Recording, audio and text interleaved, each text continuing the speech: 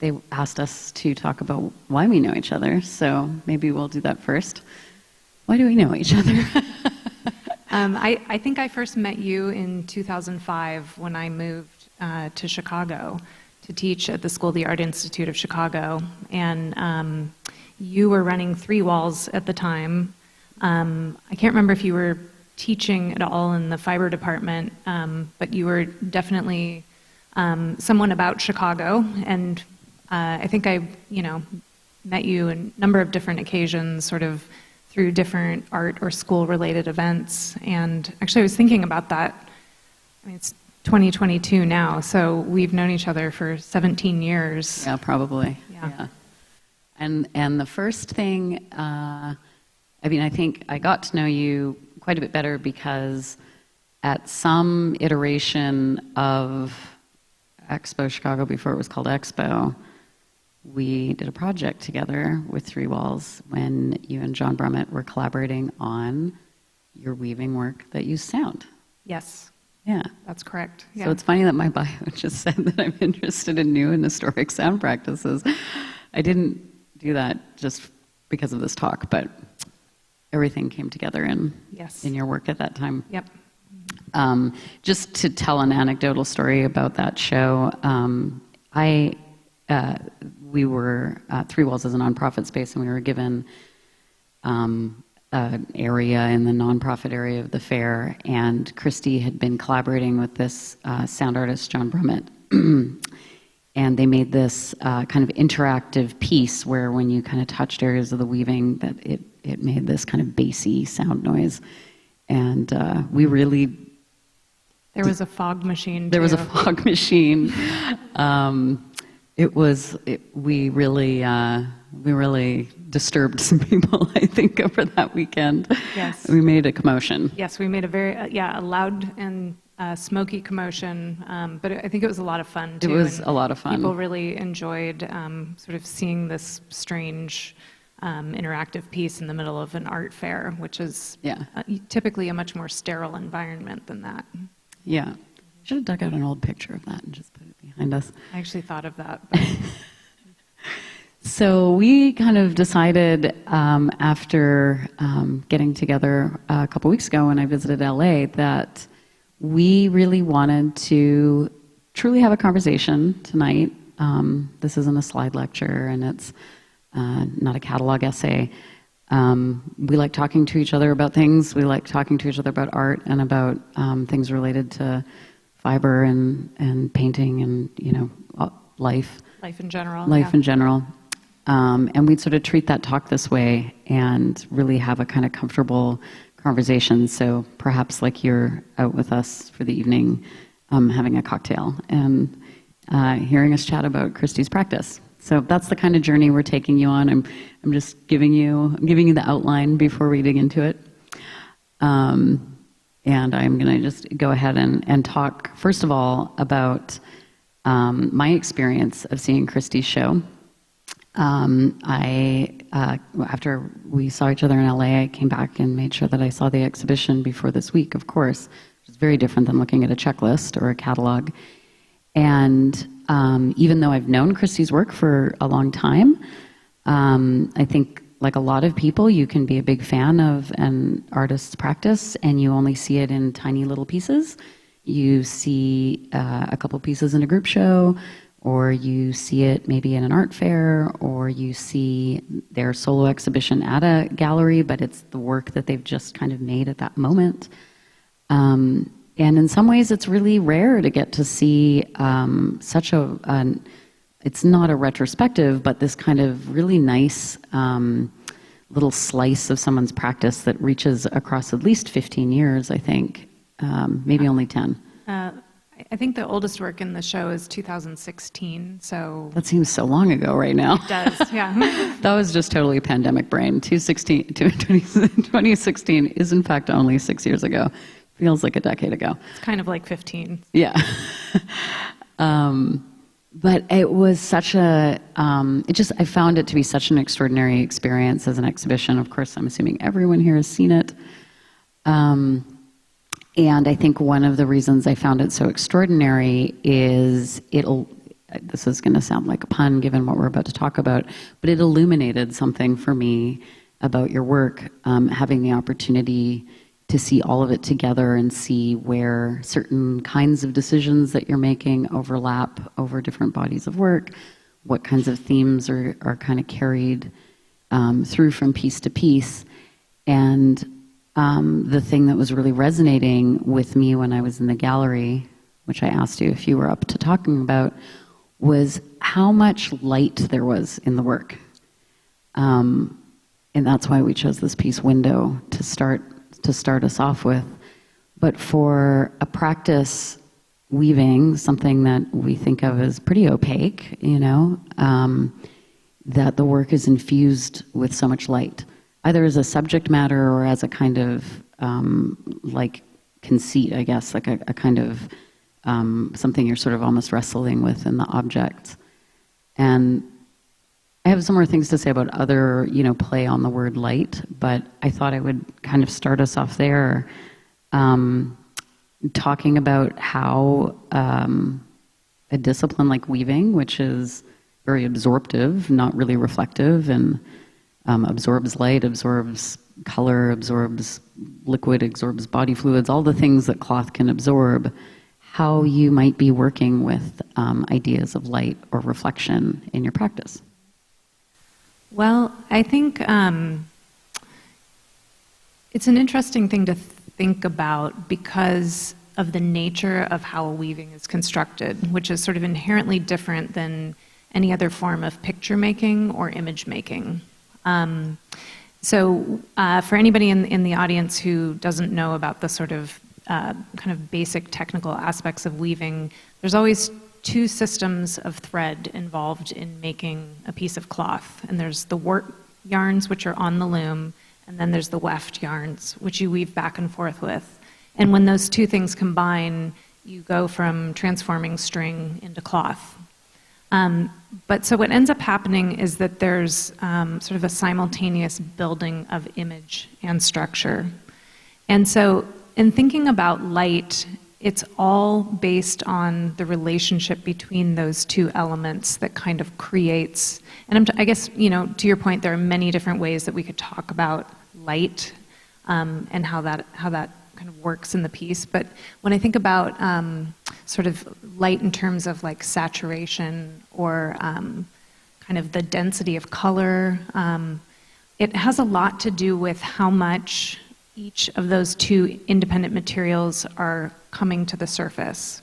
And it's also simultaneously about structure, but it's also about color mixing. So if, for example, you have a white warp and then you're mixing that with a colored weft, it's always that white is kind of dulling down or muting whatever color it is that you're working with. And conversely, if you have a black warp, it's sort of pumping up or saturating whatever color it's mixing with. So in many ways, it's kind of like, if you think back to like a basic color theory class that if anybody here studied art, maybe you had as an undergrad in like 2D design. But I think in the exhibition, there's only maybe one or two pieces that even have a black warp. And so if you walk through and kind of look for that, there's not a lot of black that shows up in my work. And in this one, you do kind of see there's like a black grid in the background. But even that black right there, the material itself is painted with a black acrylic paint.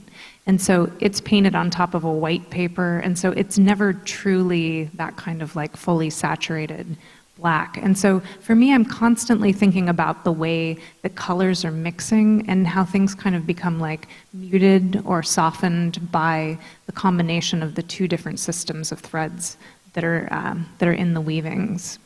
And to your point, so I left Chicago in 2012 and I moved to LA, and all the work that's in the show has been made since moving to the West Coast. And I think that qualities of light have really impacted my way of thinking and working since moving to the West Coast. When I lived in Chicago, sorry, go ahead. Oh, I know. I was just going to comment that, like, thinking back, I think before you left, your work had a lot more black and white. Yep. Yeah. Yeah, absolutely.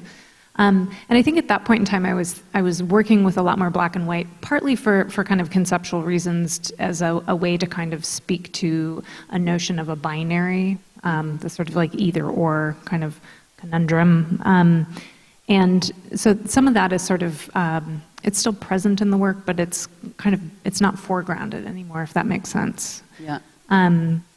But I think that there's a certain kind of quality of light that feels really inescapable in Southern California. In fact, actually today we went to lunch at the public market, which was so much fun. I feel like Milwaukee really rolled out the red carpet with the weather today.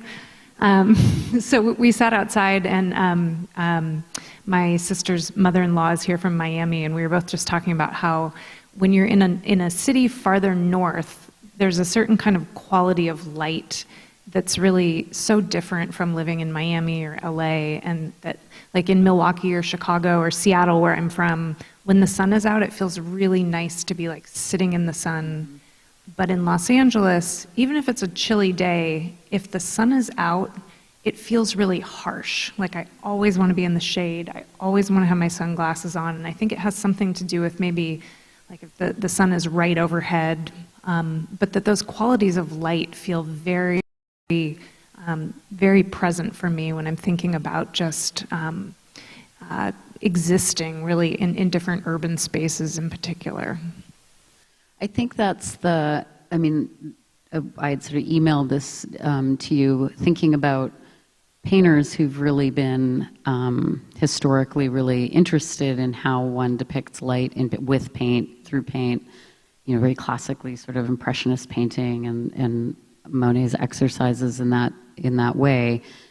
Side note, Oxbow as a historical art school was really founded by painters who were interested in plein air painting and the kind of tradition of Impressionism about 40 years later. But there's an incredible quality of light that one gets on the other side of Lake Michigan when the sunsets happen sort of right around Saugatuck, and that was a real draw for painters.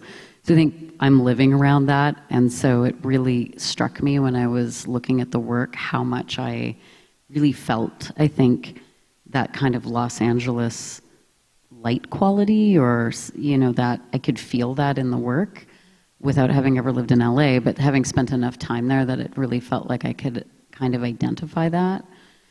And really imagining how, having been familiar with at least your previous studio, sort of imagining how that was like bleeding into the everyday, bleeding into how you were looking at the world and how you were kind of approaching each piece when you were working on it.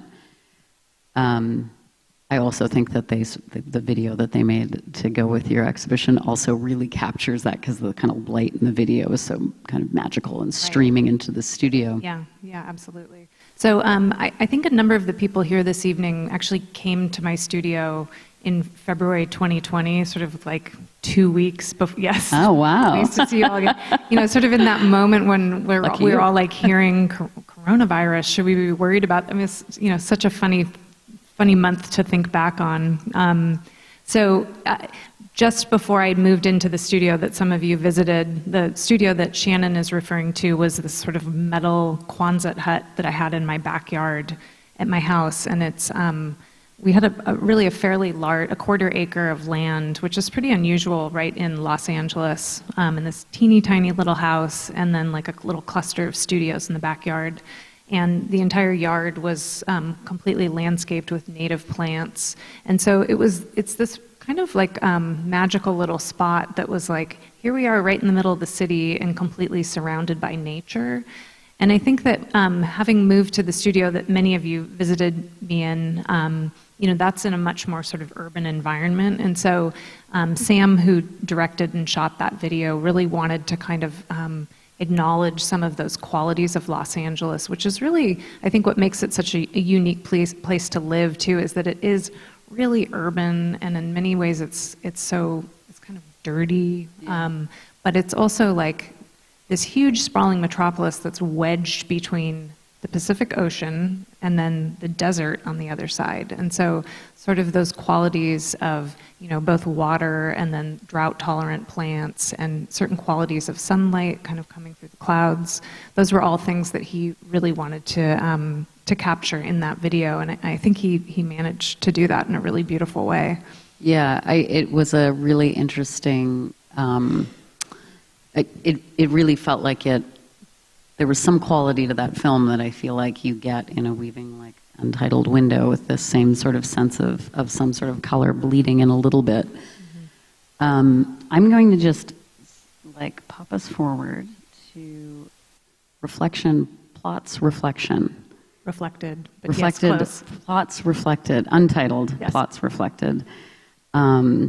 Because you've started talking about the kind of landscape that Los Angeles is, and this is another one of these pieces that really makes me think of the relationship between the landscape there and the light quality there, thinking maybe more of the desert than necessarily of the city. So I was curious about that, if this really feels like something that's about the landscape or really reflective of that. Yeah, absolutely. And I think this one does feel a lot about landscape, and there's another piece that's also in the show that is sort of like a kind of a white on white or white on an off white. I think it's called Untitled Reflection, and that one, even though it sort of has the same color palette, it actually feels more like a cityscape, kind of like reflected onto water, onto like a lake, for example. See if you can find it. Yeah. Hopefully it's in there. Oh, maybe it didn't make it in the slideshow.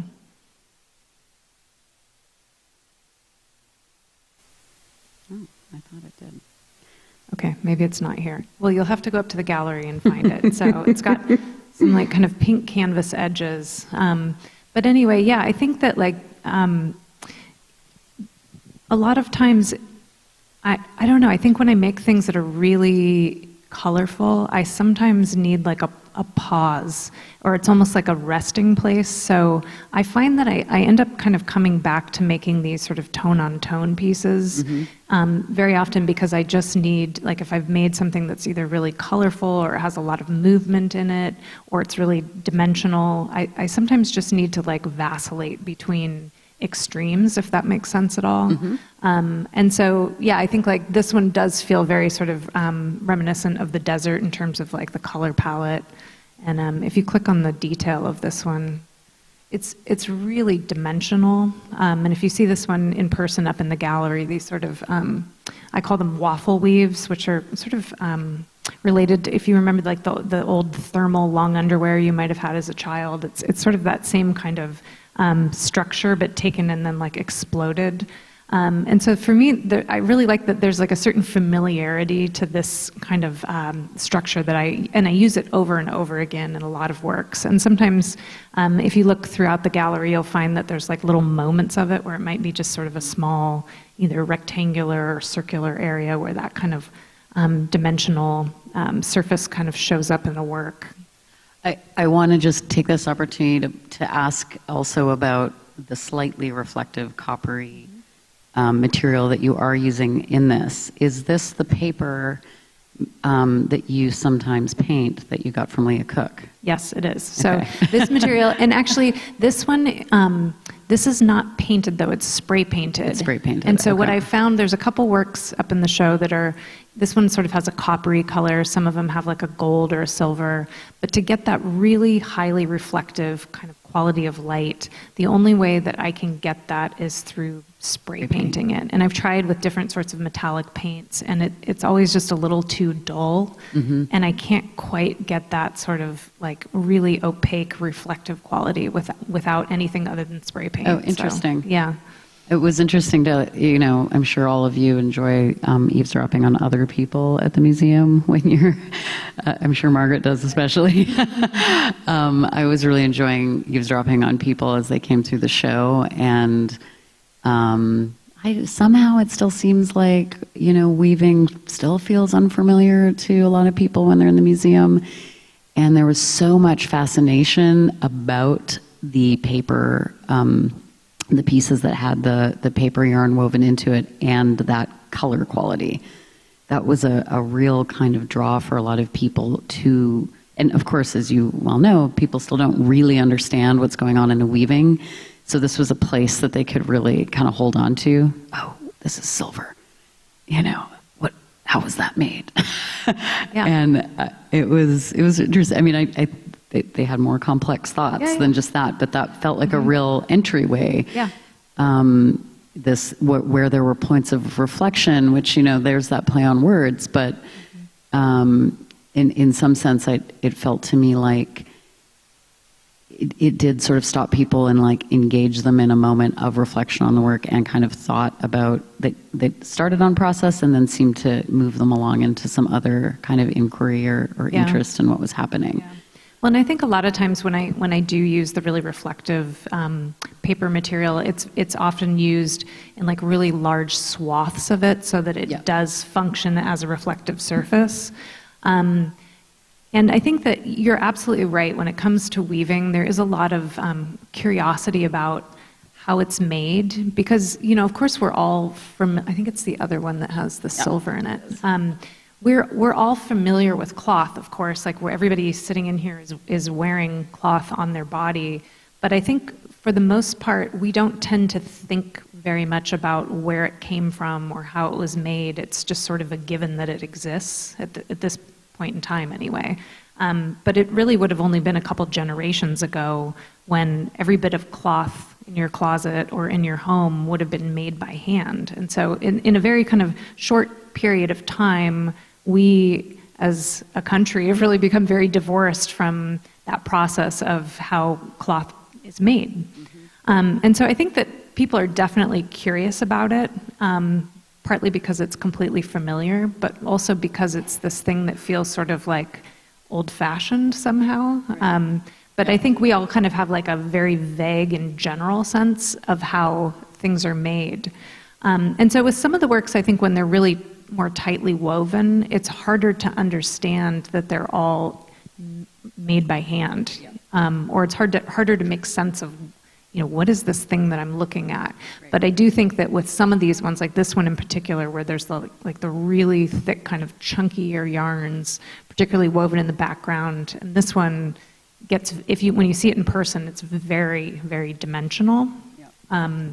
That you really have that sense of like, oh, like I can see the yarns here and I can see the reflective qualities. And so this was one of my favorite pieces to look at when I was in the museum, I think for that very reason, that there's this really wonderful surface quality, which really starts with that big piece of silver, that big section of silver weaving, again with that spray painted paper. And as you really kind of consider the full object, you see these places where there's a lot of dimensionality and also a lot of gravity working on the weaving. And I think one of the reasons that I found that so oh goodness, there's so many reasons I found that satisfying. I think for starters, you know, like you pointed out, we're all wearing cloth. We think very much with our bodies when we relate to cloth, that weight, I could really feel that weight. I could feel some sort of warmth with that. But the imagery is this lightness. So there was this really nice kind of tension there between the brightness of the color, the kind of reflectivity that you managed to make in this otherwise opaque object, but combined with that real sense of the weight that was really kind of felt in it. Yeah, and I think that like that kind of balance is really important in my work, where I'm kind of trying to play with something like the sort of like quick gestural quality of like just making these sort of zigzag kind of patterns across the piece, but yet the piece itself is also kind of zigzagging in the way that it's actually held together. Mm-hmm, and so for me, it's always this sort of like push and pull between a sense of kind of play and lightness through the imagery, but also like the complete, like these are very, very sort of specifically made with certain decisions. And even this one, when you see it in person, and actually I think there might be a detail as well, but there's certain threads that I used in this that are, it's actually fabric that's You can kind of see it at that kind of seam point there. It's fabric that's turned into a yarn. It was like some, there you go, you see it there. And it weaves in the background, so you don't really see it except for at these seams, so to speak.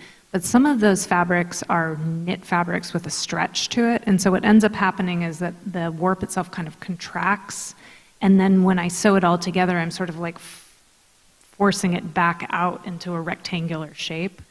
And it's so densely woven that if it's not stretched over the frame too, it almost wants to like roll in on itself. It's really like, it's funny because this piece, like I love it so much, but every time I see it, it makes me so anxious. Just seeing the way it's like, just sort of, it's changing all the time? Or? Well, no, it's not. I mean, it's static now. Yeah. It's not changing. It's not going anywhere. And it's actually stitched down to a canvas behind it. So like it's fixed in place, but there's something about like that sort of like tension of trying to like take something that really doesn't want to be a perfect rectangle and like forcing it into that kind of format. Like I just keep waiting for the whole thing to just like, just say, you know, just give up. Yeah, just give up and be like, I'm jumping off the canvas. I'm done. And you know, I mean, it's a funny thing to say, but like this piece in particular, well, for those of you who are at my studio, it was hanging on the wall right at the start of the pandemic, and then it's like things just froze in time, and it was there for, you know, almost 18 months until it left the studio. And this piece, every single day I would come in and I'd turn on the light and I'd go look at it because I kept expecting it to have like literally jumped off the wall somehow. And I mean, it's like a crazy thing to say, but I think also throughout the course of the pandemic, we all got into like some kind of weird headspaces of like, what, you know, what's happening in the world. But, you know, I think into my studio became this space that like for, you know, a very long period of time, like nobody else went into except for my kid. Yeah. And it would be like her and I in there, and everything had this sort of weird frozen in time kind of quality to it. And I made, you know, 2 solo exhibitions in the period of time that before all of this stuff left the studio. So I kept sort of like, you know, covering it up, and then, you know, then that work would leave the studio and then it would be revealed again, and then I'd cover it up again and it was still there, but I kept, I don't know, like this one feels a little like haunted to me somehow, so. It's absorbed all of the anxiety of the pandemic. Yeah, exactly, somehow, so. Well, I mean, maybe that, I mean, it's interesting to think about having, without having known that about it, to really, I felt so drawn to it and felt like it just had such a bodiliness to it that was different than the sort of, than maybe, I don't know, I think that, and I will back up and say I too have a background, a studio background in fiber, so we both share long histories of sort of hearing people use the same kind of shorthand for what fiber art is, like, it's meditative, it's about the body, like there's, you know, there's like 5 things that people often point to, and so I'm always cautious to kind of go down the same, you know, the same well-worn kind of paths for talking about it. So, you know, I don't want to just say that weaving is about this bodily relationship, but with this piece, it just, the gravity, I think the tension that you're talking about, it really had that kind of, you know, got you in the gut, but also with great joy. You know, there was... Totally. That's a wonderful tension to have in an artwork. Yeah, and I think that really comes through the color. You know, if it had been like a different color palette, it wouldn't have had that same sense of joy. Yeah. I have 2 questions for you, and I had a different one before you said before we started talking about joy. So I'll ask that one instead, and then we'll go back to my second one, or the other one that was in the back of my head. But wanting to talk a little bit about your kind of choice of the flower in your weaving, and I actually wrote down the quote from the publication, which describes it as effortlessness of image.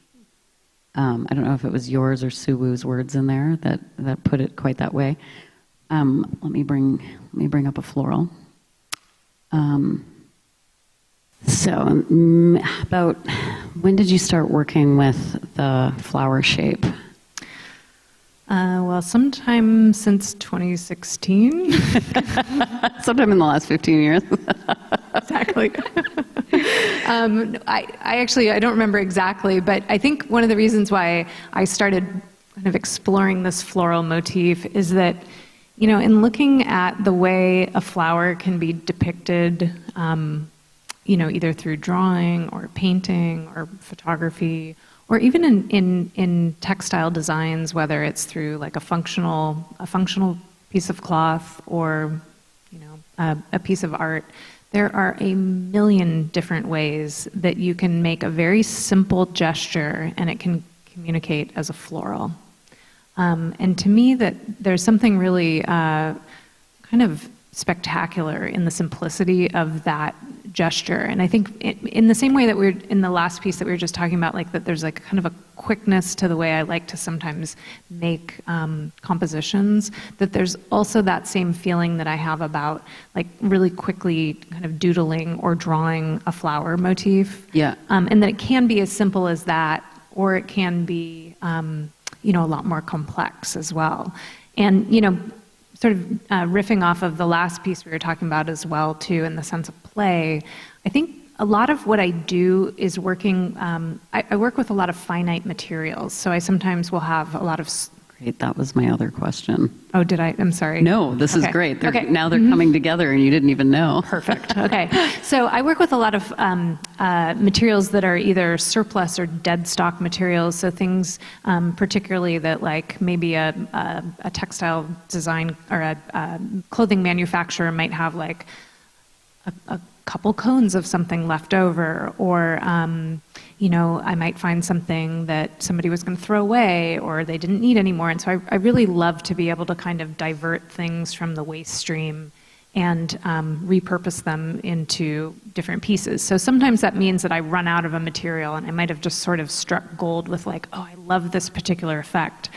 But now that material is gone, so I'm moving on to something else. And so, but I think that through working that way, it always allows me to have this sort of sense of play that comes up. So like in this one here, for example, that sort of grid that you see in the background, that's because I was working with this surplus, whatever the white thread was in this, and it's maybe on the checklist, the materials, whether it's like a cotton or a linen. But I do remember I didn't have quite enough to make the entire warp, and so I added in a little bit of this like blue that I had also as an extra. And so sometimes the sort of, the scarcity of the materials that I'm working with will inform a certain kind of like compositional reason. So I had this sort of stripe in the background, and then I decided I wanted to play with the grid. And I was, drawing these sort of floral motifs, and then sort of trying to figure out like, well, how would it work if it kind of like had to be confined to the grid? So I think that sense of like play and exploration came through the sort of compositional choices that you see up in here. And actually I saw that the museum used this as a jumping off point for a really cool project that they were using in the education department, which was really exciting to see too. And I love that this is sort of inspiring other projects for school groups that come through. And one of the things that I love about this piece is that it is playful, and it also, the thing that I see when I look at it is, this talks about also like making the cartoon for weaving. It's like, it's a weaving about making a weaving. And I know that's which I baked into a lot of your work. Mm-hmm. Yeah. So that's for some of you who don't know that the drawing essentially, historically, that you use to design a weaving is called a cartoon. And it's sort of this. Yeah, doesn't look dissimilar. It might be like a large piece of paper that's sort of held underneath the weaving, and then particularly in tapestry workshops, they would use that as sort of a roadmap to follow. But I do think, to your point of like a weaving that's referring to a weaving is something that comes up in a lot of the work that's in the show here, but also in work that I was making prior to 2016. And thinking about this idea of kind of self-reflexivity, or things that kind of inform the making of themselves as kind of a general idea that I've been interested in for, well, really my entire adult life. And so I think that that's, in a sort of different visual way, that still comes through in the work. And this is a relatively recent piece. I made this during the pandemic and 2021, I think. It's interesting just hearing you say that and thinking back to talking about how pieces like Untitled Plots Reflected and Untitled Reflections work kind of in that show as these pause moments. They have this word reflect, reflected, reflections in it. And really sort of like imagining those as these like almost like creative mental palate cleansers where you've taken a pause, gotten closer in some ways to the process in a different way, and then opened back up again to these more kind of, you know, visually, these more sort of chaotic. Visually bold, well, not really chaotic. There's a grid. That's true. But I like that sort of, what you're saying is that there is built into even looking at the work, this idea of like reflection and then reflexivity. Yeah. Yes. Yes. And yeah, absolutely. I mean, I think that like it's built into looking at the work, but it's also built into the making of the work. And sometimes it's more apparent than others. And I think, you know, with the sort of more minimal kind of tone-on-tone works, the plots reflected, like sometimes it's easy to kind of overlook those pieces because they're not as kind of visually like captivating. And I think particularly, you know, coming out of the pandemic where we've been looking at artwork on screens almost exclusively. But I think also there's sort of a shift where we're kind of used to consuming art constantly through our screens, that some of those pieces really don't translate. And so they sort of seem like somehow, okay, this is the type of thing that I can sort of visually edit out because it's not like screaming at me, like, look at me, look at me. Mm-hmm. But to me, that there's a reward in those sorts of pieces if you actually do kind of stop and pause. And I like that idea of like the palate cleanser of sorts. Like that bite of sorbet between moving from one like really intense kind of experience into another one. And I think in the context of the exhibition, I mean, while I am, you know, very interested in all of these works that are colorful and deal with the history of weaving and are very optical, I have, like everyone, been staring at my screen and experiencing art that way, and I felt so drawn to these more tone-on-tone works. I took a lot of like visual comfort in that, which just sort of as an afterthought, I thought I'm realizing that I was really going back to that, to those pieces and really looking at them. And I think throughout the show, one of the things that I really appreciated is something about your work and also the way Monica curated it made me think about seeing a lot. Like I really felt like I was being invited to see differently or to see with more intention or see more closely. And I don't mean look, I really mean kind of see. And I think that is because there's pieces called Window, which point to that, or kind of talk about seeing through something, seeing something on a surface. But then that there is this play with the optical in the work that comes out of, weaving history with the overshot pieces. Well, and I think that sense of seeing is really, really critical to the work. And I do find that, you know, time and time again, when people see the work for the first time, they're like, oh, I didn't really understand this until I am standing in front of it and I can really see it now. Yep.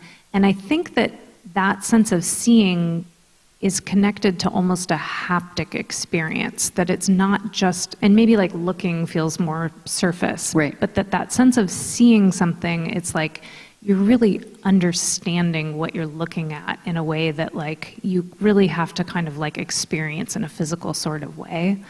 And I've been thinking a lot about that as I'm sort of like going back into museums and back into galleries, whether it's a painting that I'm looking at or a sculpture. It's that idea of the like reward that comes through close, I'm going to say looking here, close looking, but close seeing, and like really being in front of actual objects, and that there's a certain kind of sense of power that comes through that intimacy, that the object is really able to communicate in a very kind of primary sort of way that I'm just finding like, Yeah. I mean, it's almost a very emotional experience to be able to go back and see artwork again. And, I think like maybe even before the pandemic, I think in some ways it sort of felt like, oh, there's art everywhere and, we experience it. But I do think that what the pandemic has taught me and maybe all of us is really how important art is. And, that when we're all sitting at home, like the things that we want to be experiencing are, music and things to look at in our homes and things to experience, and whether it's watching a film or, dancing with your loved ones in your living room, that like all of these different expressions of artwork are so critical to having a full life. And that in many ways, like it sort of has to be removed before you really value it. Yeah, I mean, it does. It's interesting, when you think about the different, again, kind of more anecdotal information in the world, but that, the sale of vinyl went through the roof. Like people just started buying records again during the pandemic, and people who had the means to do it were, buying new furniture, like changing everything in their home. And a lot of people I know who have galleries had some of the best years, over the pandemic, because people who they worked with were reaching out and purchasing art. Once they really felt that loss from the kind of public experience of art, they recognized how important it was to have it like at home in their personal space. Yeah, absolutely. I did buy a lot of LPs. I have a large record collection. I couldn't afford to really buy a lot of art, but I did buy the LPs. But I think, not just saying this to you because we're up here together, but I felt very emotional about the show. And in part because I was thrilled for you, but also because it really, the physicality of the work, and I think the things that we're talking about, the kind of primacy of seeing things with your body, not just on the screen, is something you deeply feel and is deeply moving. And it was hard to leave. I kind of just wanted to stay in the gallery as long as I possibly could and move back and forth between the rooms and have see things in relationship to each other in different ways and be close and be far. And it was very satisfying. And I also think that that's something that weaving can really do, that I hope people are recognizing more and more, that it is like a fully physical experience of viewing. Yeah. I think that that's one of the reasons why I just keep making weavings, is because they just, I don't know, they're different than paintings. And I think, for all intents and purposes, the work that's in the gallery sort of functions like a painting in the sense that it's hung on the wall and that's how you kind of encounter it. But it's different. It's both a two-dimensional and a three-dimensional object sort of simultaneously. And I think I hold that that's one of the things that really sets weaving apart. And for me, that's kind of the I don't know, like the really important part of like how these compositions function differently from paintings. Mm-hmm.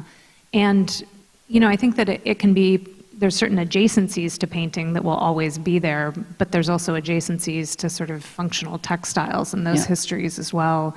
And I'm really kind of happy being in this sort of like weird intermediary space in between those things, if that makes sense.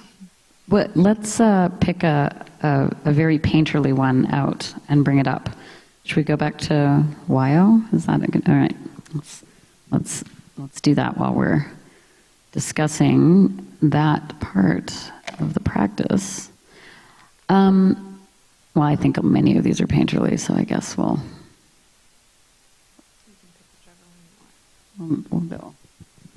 go with this, which you just told me as we were sitting up here that you made a group of paintings that were titled "For Towns Along Highway 5." Yep. Yep. So this was I think the first show. There's a whole group of these pieces that are sort of clustered together, and this was the first show that I did with Volume in 2016. And actually, the title of that show was Haptic, and all of the sort of similarly sized pieces in that show were named for just small little blip kind of sized towns that you see as you exit off of Interstate 5, which is the main freeway that goes all the way from Los Angeles, where I live, all the way up to Seattle, where I was born. I think to your point about windows is that a lot of the way I was sort of thinking about the landscape, and particularly the landscape of the West, is it's sort of consumed like zooming by out the window of a car. Yeah. That there's a very different kind of experience that we all have with landscape in the way that we travel now. It's like a zoomscape, right? Like you're either flying through it on a train or in the air up above, or sort of seeing it go by quickly out of a car window. And so there's a number of the pieces sort of from this grouping that reference landscape, and they're just all made by these really simple kind of watercolor washes on paper. So there's nothing about it that's like photographic or like intentionally representational of landscape, but really kind of simple shifts sometimes in like colors make some of them feel more like sort of landscape painting, if you will. Oh yeah, incredibly I mean, very. In a sense, I think if one doesn't know how a weaving is constructed, I would imagine people see this and read it as having been like some sort of watercolory paint directly on the weaving, unless they watched the video and saw you sort of your process. They are really wonderful kind of optical trick in that way. Also, for me too, that there's the washiness, and I will say, growing up in the West as well, in Western Canada, that sort of scene of the passing landscape in the car is something really embedded in my brain forever. I see that, and then I also see cloth, which I love about it. I see cloth as a kind of landscape in this grouping of work, and I love that flip-flop. That is this an image of gauzy cloth that's been photographed and rewoven? Is this a painting that's been rewoven? Like, what you're seeing in that optical play is, I think, incredibly satisfying about this grouping. This is unlike, though, how you work with the spray painted paper. These are pre-dyed yarns. That's correct, and these are all it's naturally dyed wool that came from, it's all surplus. It was from a rug weaving factory in Nepal. And somebody I worked with when I was an undergrad had brought all this back to Seattle. And she was making naturally dyed rugs. And then this was all kind of surplus material. So she passed it along to me. And, I made a whole body of work out of it. And then I ran out of it. And, and that was that. So I can't, I could get a different material that's sort of similarly sized and dye it, or, buy something that was already dyed. But I think the way I tend to work is, like, I loved making these, but when the material was gone, then I moved on to something else. So maybe we can just sort of talk about that a little bit. And should I pull up one of the other ones, citrus or? Yeah, sure. Okay. Maybe we could just talk about that for a little bit in terms of how you're making some of your decisions. You've got material that's finite. You have a vocabulary, a foundation that you're always working with. How are you, if you can sort of indulge us with, where do these two thought processes meet? Well, it's always a moving target, right? So it kind of depends on how those things have to come together. So it might be like this one, for example. I think there's like a little kind of lighter brown section in the middle there, and I think that might have been like roughly all I had of that material. But a little bit right here. Yeah, but I sort of knew that if I placed it there that it might function kind of like a horizon line. Mm-hmm. And so I think it's, I very often will have like the painted composition, and then I'm sitting there trying to figure out like, well, in this case, like, okay, what do I have that will sort of communicate? And in this case, I think it also feels very much like a desert landscape. Yeah. But what do I have that will kind of communicate that idea, right? And so, but when I say it's a moving target is that it's really different for every single piece. Mm-hmm. And I think that that's what keeps it really interesting for me. But it also creates a certain set of parameters that I'm always working between. Mm-hmm. That's also really oddly comforting to me, because I often think about like if I were a painter in a traditional sense of the word, and I were confronted with a completely blank canvas, I think I would be utterly terrified about where does one choose to make that very first mark? Right. Like what is that sort of like point of entry? But I think for me, because I have this very sort of idiosyncratic way of working, I always have a point of entry, which is maybe material. Yeah. This is a material I'm working with. It might be color. This is a certain kind of color that I've got a lot of, right. Or this is a kind of a texture. You know what I mean? Like there's always something that gives me a bit of a starting point. And then from there, I'm thinking about like, okay, structure, image, how do all these things kind of come together? And with these, there's a very specific scale too. Yeah. They're all the same exact scale, which is 25 by 22 and a half, right? Very well, close. a little bit. They're all like within an there. inch of one another, which drives the framer crazy. They all have to be slightly different.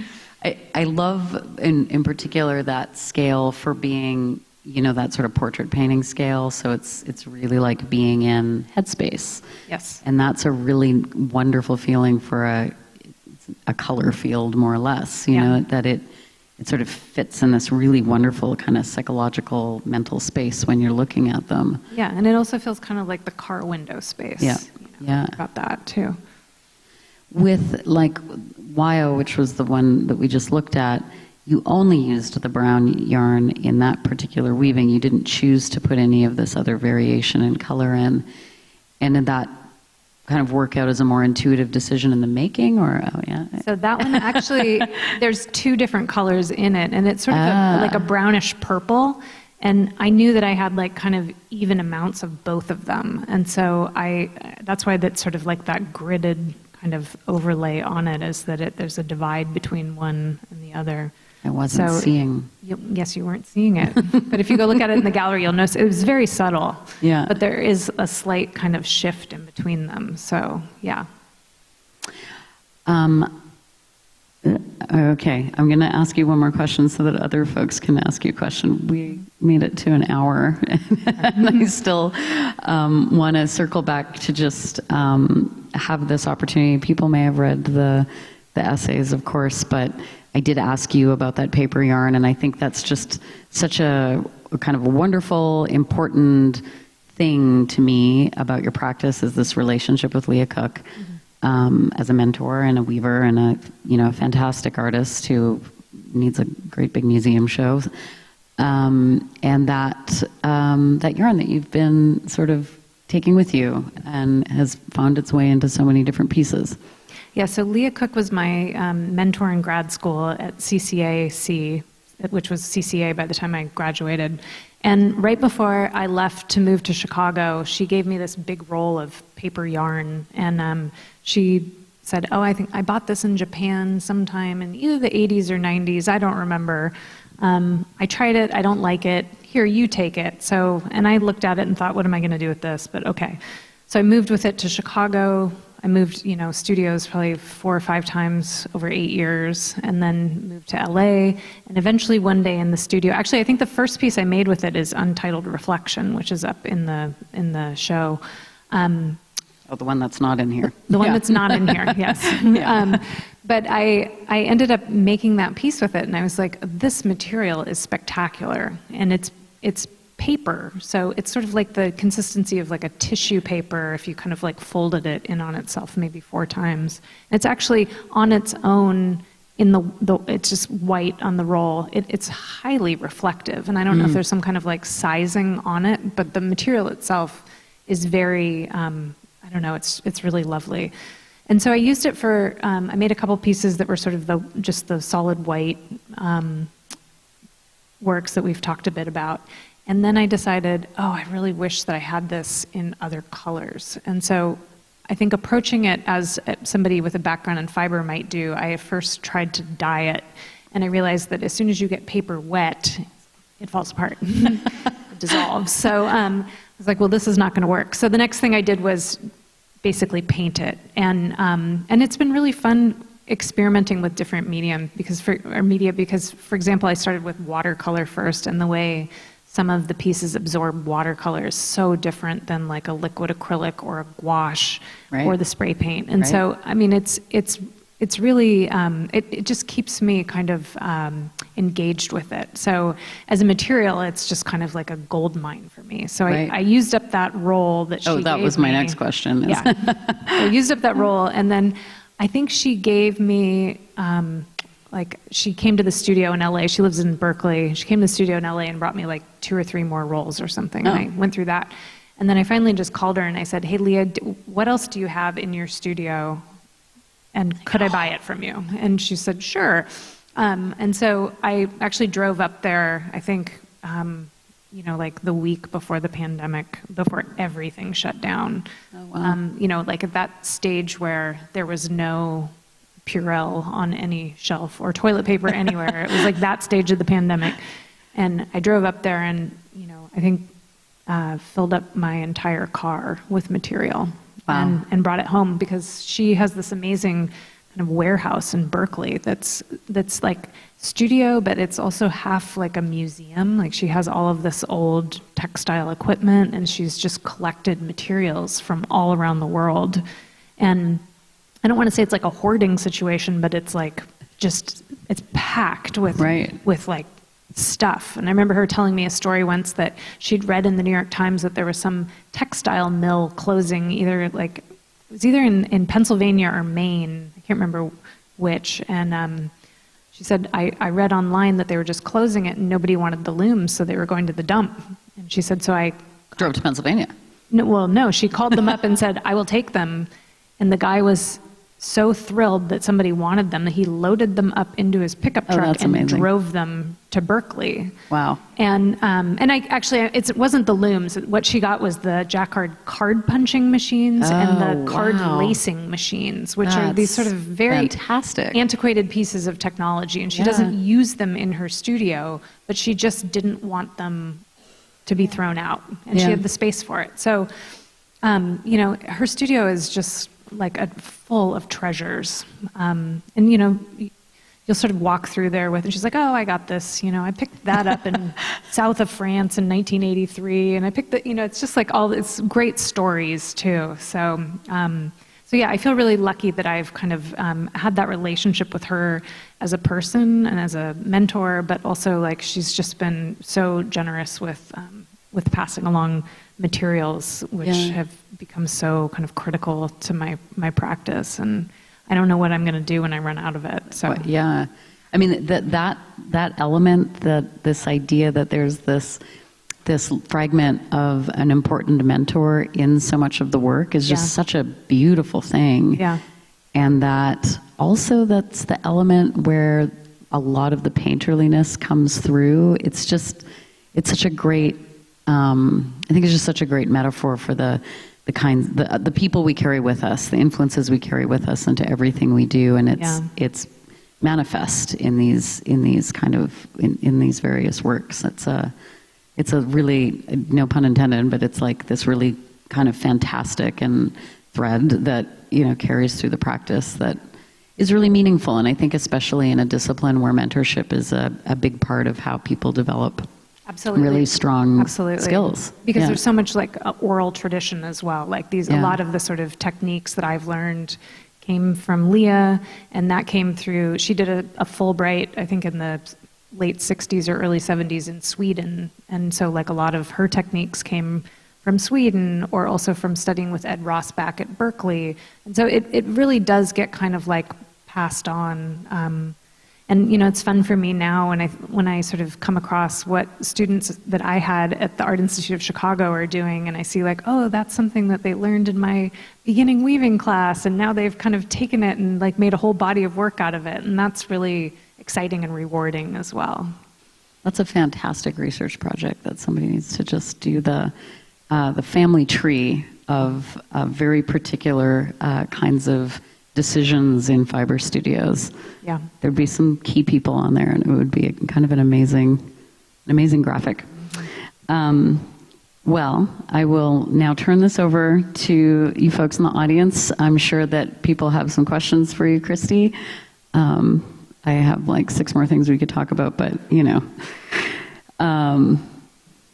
we go. Yeah, so the question was about qualities of light, and then noting that there was a particular yarn that was used, which comes from Iceland. So I've done 2 residencies in Iceland, and there's work from both of those residencies in the show upstairs. And what's really interesting to your point about light is that the first residency I did there was in June, it's light all the time. And then the second residency I did there was in December, where it is dark all the time. The sun like barely peeks over the horizon. And the work that I made in December is so bright and colorful. And that is the work that has the Plutolopi yarn included in it. And one of the really cool things about being in Iceland is that you can buy, like in the grocery store, there's like a yarn aisle. Which, here I think you'd have to go to like a Joann's or a Michael's to find like a whole aisle of yarn. But like in every small town, you go to the grocery store and there's a full yarn section, and it's almost all made, I think it's all made in Iceland. I don't think they sell acrylic yarn. And the colors of wool are like government mandated. So like they have like a color card that like, for 2019, these are the colors that are going to be available in Iceland from our sheep. So it's just like a really interesting thing that's sort of like regulated by the government there. And so I wanted to include some of those materials because, I was just thinking about like place and location. And I was, like this one here. Looking at it right now, I can't pick out what. I think there's another one that has like the blue, kind of the more blue in the background. I can't remember off the top of my head. It's Overshot Barrier 3.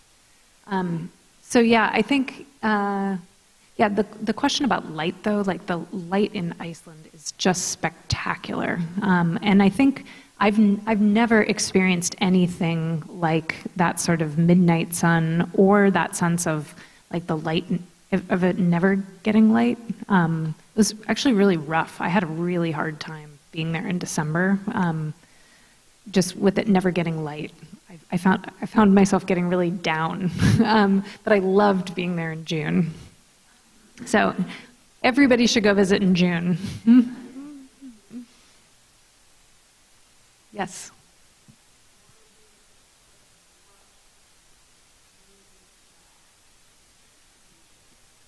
It's funny. I took a weaving class. The question is why weaving? What drew me to that? I took a weaving class as an undergrad, and before I signed up for it, I was like, I'm gonna love weaving. Like, I just had this sense, like, I'm gonna love this. And I think there's something very mathematical and kind of like systems-based about it that really, I thought I was gonna just fall in love with it. And I took a floor loom weaving class, and I hated it. I just was like, this is so boring, this is so tedious, it's so limiting, there's like nothing about this that feels creative. It just felt like kind of following a recipe, if you will. Like if you're in the kitchen and you're just looking at the cookbook, and if I do X, Y, and Z, I'll get, this casserole.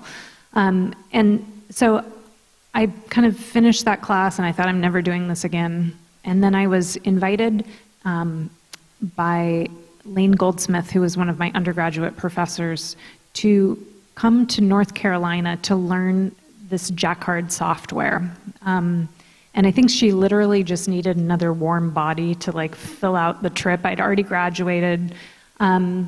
And I went along and I was thinking, I was living in Seattle at the time and I was thinking, well, how do I, I have an undergraduate art degree, like how do I turn this into a job? And I thought, well, I'll become a textile designer. I'll go into the commercial side of things. And I went and I studied how to design for jacquard weaving at this location in North Carolina. And all of a sudden, when I realized that there was a loom that allowed you to make a connection between drawing and weaving, it was like a light bulb went on for me. And I just thought, oh my gosh, what is this? This is incredible. What is this tool? And so I started researching, and what I found is that there were only 3 schools in the country at that time that even had a jacquard hand loom that I could go work on. And so there was one at the California College of the Arts and Crafts, which is where I ended up going to grad school. And I think there was one at Kent State University and one at Eastern Michigan University. And I just knew that I wanted to go be near that piece of technology because that was the thing that I wanted to explore, was like this combination of mark making and weaving.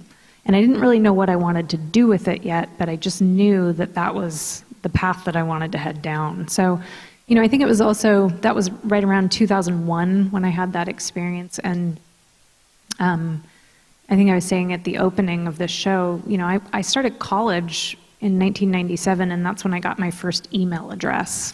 And so, I think, having grown up without ever really working with technology or using the internet, and then all of a sudden, like, I'm an adult now, and you're sort of like pivoting into this moment where like everything's digital all of a sudden, it kind of felt like this really lovely tool that kind of functioned in this hybrid space that sort of felt like, oh, this is reflective of like this moment in time that I'm living in right now. And so it really just felt like the right tool at the right time for me. So I'm sorry, it's a very long-winded answer. Yes.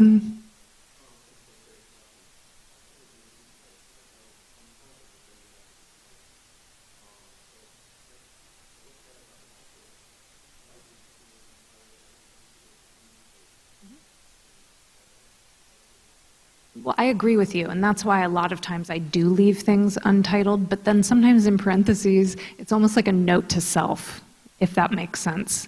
So I think, it might give you a slight point of entry as well, if it's like untitled reflection. And usually it tends to be, whatever's in parentheses tends to be descriptive in some kind of way. But I do really think about those ones as a note to self. And there are pieces that have kind of particularly descriptive titles, and those are usually things that are like very top of mind as I'm making the work. But sometimes those aren't there, and sometimes I want it to be a lot more kind of open-ended for you to kind of enter into it. That's a really good question. No, I mean, I'm here to be put on the spot, I guess. Well, first of all, thank you for your feedback on entering into the show. It's funny, I think so the question is about delight and joy and sort of my philosophy on that and how it enters into the work. I mean, I don't think I have like a specific philosophy on that, but I do think, I think we've been phrasing it more in terms of like light or play, but I think that, that's adjacent to delight or joy. And I think that those are, particularly in the last 5 years, I've been like really critical to just getting through, and that it's like a kind of a coping mechanism of sorts, and that like maybe it's a little bit of a making lemonade out of lemons approach to things sometimes. I have a 9-year-old kid, and I think like raising a kid right now and trying to like explain like how to make sense of life in general right now, and like everything that is happening in the world and everything that we're seeing around us, I think like a lot of times I have to sort of filter that through a lens of optimism. And I think that that's somewhat like self-serving as well, because it can be really easy to get into like a sort of mental death spiral of like the state of things, right? And so I think like that sense of like kind of immersing into the work and really just focusing there has been sort of a really productive way for me to kind of maintain my own sanity as well, if that makes sense.